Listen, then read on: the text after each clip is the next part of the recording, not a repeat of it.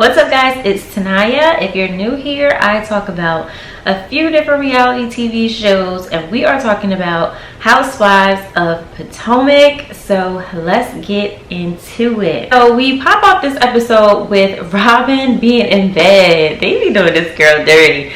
Robin was in bed and her alarm went off, and her hubby Juan, he was like, Robin, go wake up the kids or whatever, you know what I'm saying? So Juan probably has a whole different lifestyle than Robin. Juan, based on his job and probably him like just being in basketball, he's probably used to getting up super early in the morning, a little exercise, healthy breakfast, and just kind of having like a productive day. And Robin is just blaming COVID for her just sleeping in and doing nothing and waking up her kids about 5 minutes before they go online for school. And it's like, I'm not a mom, so I'm not judging. I have no right to judge, but you can at least wake them kids up 30-45 minutes before they gotta log on. Make them brush their teeth, make them get dressed, make them make up their bed, make them have a quick oatmeal, a bowl of cereal, and then go to school. Like, I understand like online school was really tough on parents during COVID, but I think just having a little morning routine is healthy for everybody. So she got to do a little better job. They made her look so bad in that scene. And then they kind of fast forward to her in her warehouse space shipping off her hats and stuff like that. And she said she was a little behind with that. And I'm like, Robin got to get up. Like, she got to like, get going. And it just made her look pretty bad. They introduced a new friend. I'm going to mispronounce her name. But they introduced a new friend and she seems cool. I don't know if she's going to be showing up a lot during the season, but we shall see. Or if they're testing her out for, to be a cast member, we shall see. But then Wendy comes in and both of the ladies are in heels thinking they're about to be shipping orders. But I think that was all for show. I don't think they were really there to help out Robin, like pack orders anyway. Wendy is doing this whole Zen Wen thing, which I think is kind of corny. But she's claiming she's Zen Wen, but she's full of drama and hot and heated. So, yeah, I don't really understand this whole Zen Wen thing. Now, let's get into when Candace and Karen sat down. So, Karen got the invite to go to Candace's new home. Now, we all know from last season, Candace and Monique got into it. And it caused Candace to want everybody to choose sides. I can't stand people like that. But Karen was in the middle because Karen was friends with both Monique and Candace. And Karen chose to stay neutral. She didn't want to choose sides. And she kind of stood her ground in that all of last season. But the girls really jumped on Karen for not choosing Candace's side and just axing out Monique completely. Which I'm glad Karen didn't do that because, I mean, when you are truly in the middle and you are truly friends with two people who got into an argument or altercation or anything, what else are you supposed to do? Like, what else are you supposed to do? So Karen and Candace basically hash it out about how they're going to move forward with their friendship. And Candace is still like kind of stuck in like, oh, you should have chose sides. But I'm glad Karen said that she does not regret choosing sides. She wanted to remain neutral, and she has every right to say, hey, I'm staying neutral. I'm not getting in the middle of this. I love you both. I support you both, but I am not going to choose one side or the other. And it got on everybody's nerves last year that Candace wanted everybody to choose sides. And I just think that is like very, very immature, but there are a lot of women who are like that. But you cannot expect one of your friends to just cut off somebody else who they're close friends with as well because you have a problem with them.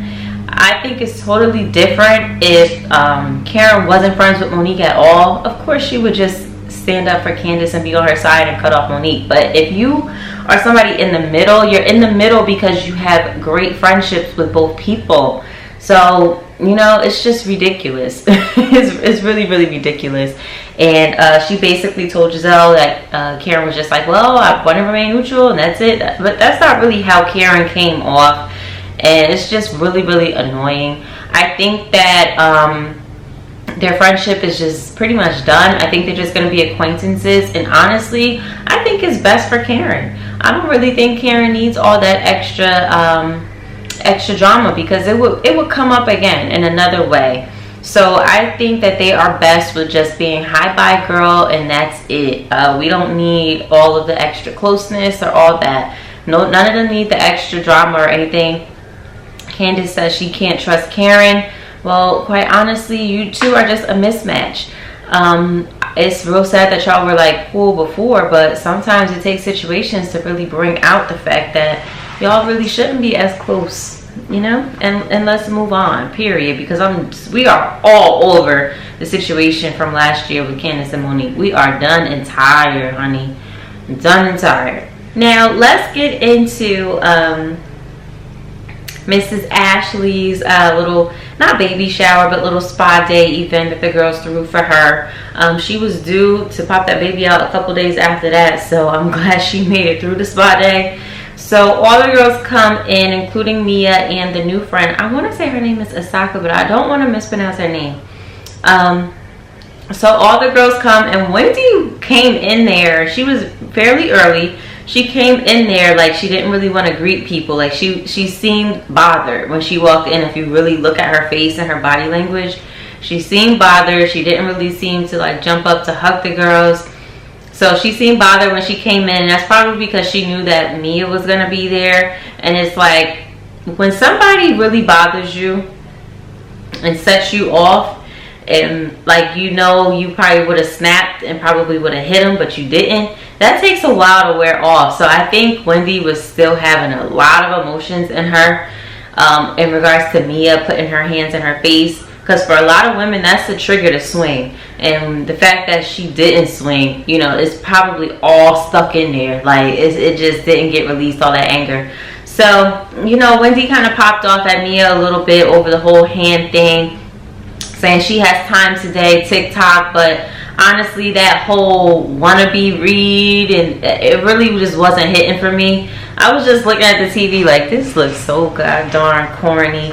I'm just like, oh my gosh. But I like Mia. I like Mia because Mia is very straightforward, and you know, the girls were hinting at her and Wendy, and she's like, well, Wendy's here, so let's talk about it. Like, she's very upfront. She's not, I don't think as of yet she's the type to say something behind your back and not say it to your face. So I kind of like that, and she kind of puts all of her stuff out there so nobody else can really like come at her with her own, you know, stuff that she's been through in the past or anything like that. She just puts all her business out there so nobody else can throw it back at her. So I kind of really love that, actually. So we find out that Miss Mia was a stripper, okay? So if you are a Bravo person, we are not new to a girl who used to be a stripper, okay? So I really didn't give a darn if she was a stripper before. I was like, okay, Mia, what else we got in the closet? Please keep bringing it out so we know, okay? Because I'm here for it. Let us know all of your tea, honey. Welcome to Bravo. So when she said that, I was like, okay. Like, I wasn't shocked or anything. She just was open about all the work she had done on her body. Used to be a stripper. That's how she met her husband, honey. I was just like, okay. Story sounds real familiar, but I'm not going to name names, but it sounds real familiar from another Bravo person. So that's what I was really accepting of it. So I'm like, okay, she's putting it all out there, because the worst thing that could happen is one of the girls find out about it on the streets and then tries to air her out. So she was like, let me just knock this stuff out. Boom, boom, boom. Here's my dirt. Here's the things that happen in my life that people may try to throw at me. Boom. So boom, there you go, served on a silver platter. Okay, Mia just created her own little tab in Monique's binder, but she did all the spilling herself. So I thought that was really, really cool.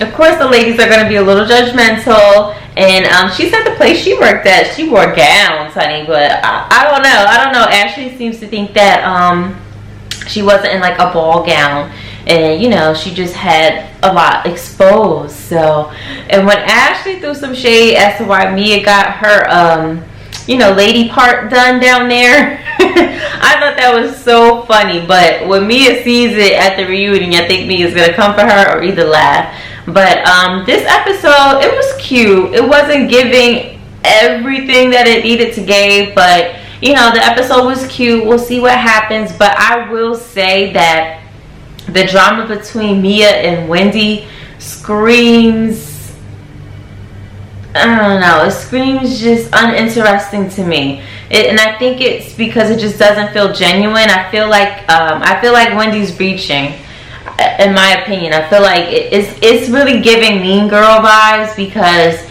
you know, Mia's the new member, and it's like, Wendy, you were new last season, so why are you like hopping on the new girl? It's kind of like that used to be Giselle's job, and you like, I don't know, did Giselle send you to go hop on Mia to, like, you know, start some crap with her? Because it's just given like, oh, she's the new girl, let's try to start some stuff with her or whatever, you know. And it's just like, and I guess that's why I'm not really feeling or believing their beef. Well, Wendy's beef, because I don't think Mia has a problem. But yeah, we're gonna see what else is gonna give, because honestly, I'm not really feeling it right now. But we'll see what happens in the next episode, and I'll see you guys next time. Bye.